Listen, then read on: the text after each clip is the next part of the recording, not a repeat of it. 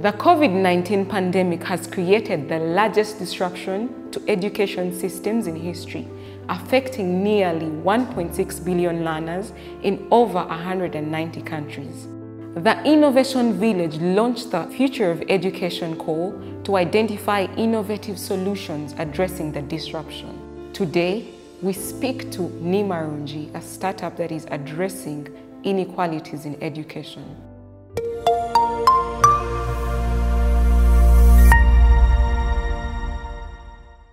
I'm called Atwine Sabrina, the founder and CEO of Nimarungi Initiative, and I'm a very young, vibrant woman, very passionate about giving hope. My name is Chirenji Doreen, the co-founder of Nimarungi Initiative. I'm very passionate about changing people's lives. Different startups with different solutions applied for the Future of Education program. As Nimarungi, tell us about your solution. Nimarungi is a young startup that is harnessing the power of data to influence effective decision-making and policies in the eradication of inequalities in the education sector. We collect data in teacher qualifications, student participations, available resources, among very many other things. And this data is visualized, expressed, and provided to education stakeholders to influence effective decisions and policies. When you decided to take part of the Future of Education program, what inspired your solution? Sabrina and I have always had this debate in our mind about the education inequality. And of course, it became more realistic when the closure of schools came in.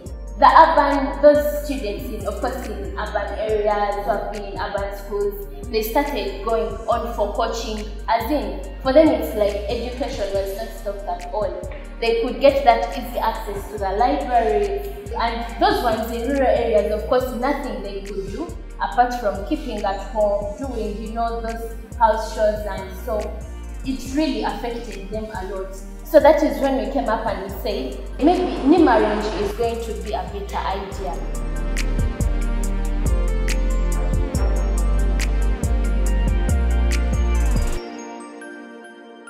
For the time your solution has been running, what has been your progress and what challenges have you faced? There are some things that are impossible to carry on when you are not financially stable. For example, making our own ODK collectors. Of course, we are supposed to be financially stable. And also, as a startup, there are many processes we go through. So that legal support is so much important. It really counts on our part. And so it comes in as a challenge because it's not really that one way up to the top, valleys and all that. We knew we wanted to solve the problem, but we even didn't know exactly what we wanted to do to solve the problem effectively. But luckily enough, the Innovation Village put up the Future of Education campaign, and we became part of the teams that were selected to be in the Accelerator Program. So in this Accelerator Program, we managed to actually identify our problem, knowing the causes and exactly how we can solve the problem. We managed to identify the kind of customers and the people that we were looking at to solve this problem. During this knowledge that we got from the Accelerator Program, it even helped us to attract some of the education stakeholders, and they gave us support in whichever way they could. With the full rollout of your solution, what does impact look like for you?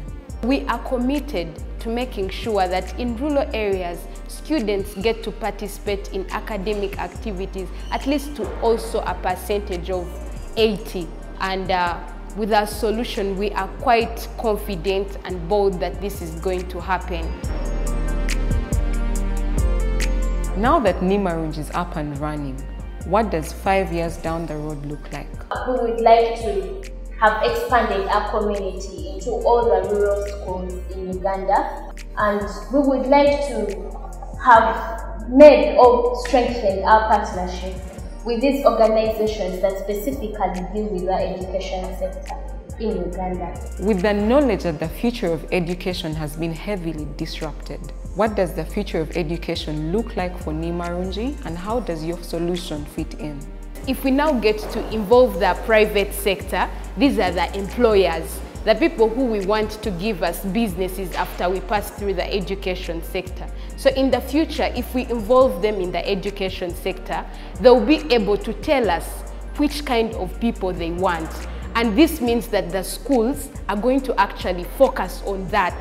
They will know that this particular sector looks for these kinds of of people. And if they are giving them skills, they'll give them the skills that the private sector actually does actually wants. And that will make the learners in the education sector have employability skills. And our solution is going to fit in a way that we definitely need data to make all these decisions. We need to make a comparison on the side of the private sector and on the side of the learners and what the schools can actually offer.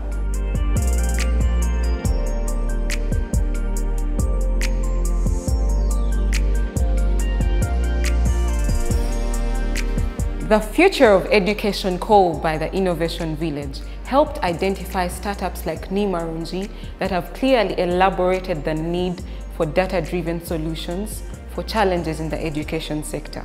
It is upon us as government, private sector and as individuals to collaborate with startups like Nimarungi in order to eradicate education inequalities in the sector.